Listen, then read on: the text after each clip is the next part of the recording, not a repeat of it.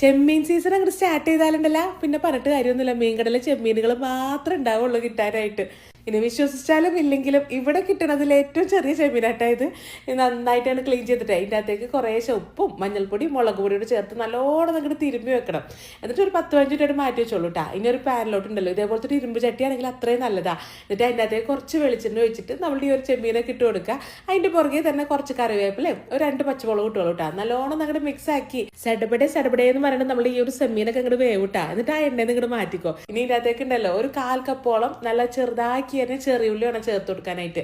ഈ ചെറിയുള്ളി കിട്ടാൻ ബുദ്ധിമുട്ടാണെങ്കിൽ മാത്രം സവാള ചേർത്താൽ മതിട്ടാ. അല്ലെങ്കിൽ എങ്ങനെയെങ്കിലും ഒക്കെ ആരോടെങ്കിലും ഒക്കെ പറഞ്ഞിച്ചിട്ട് ചെറിയുള്ളി നന്നാക്കി എടുക്കുന്നേ.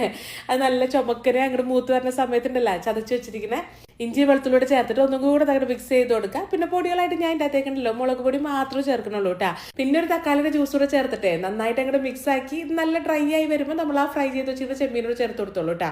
നല്ലോണം മിക്സ് ചെയ്ത് ഈ ഒരു കോട്ടിക്ക് നമ്മളുടെ ചെമ്മീത്തും ഇങ്ങനെ പിടിച്ചു വരണം. ആ സമയത്തെ കുറേശ്ശെ നെയ്യ്, കുരുമുളക് പൊടി, ഗരം മസാലപ്പൊടി, മല്ലിയിലയും കറിവേപ്പിലോടെ ചേർത്തിട്ട് ഒന്നും കൂടെ നേരം മിക്സ് ചെയ്ത് ഏറ്റവും ലോ ഫ്ലെയിമിൽ അടച്ചങ്ങോട്ട് വെച്ചോ. നല്ലൊരു ആവി ഇങ്ങോട്ട് വന്നു കഴിഞ്ഞാൽ തീ ഓഫ് ചെയ്തോളൂ കേട്ടാ.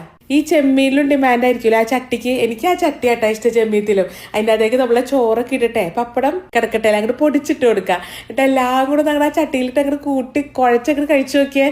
മതി, ഇത് മതി.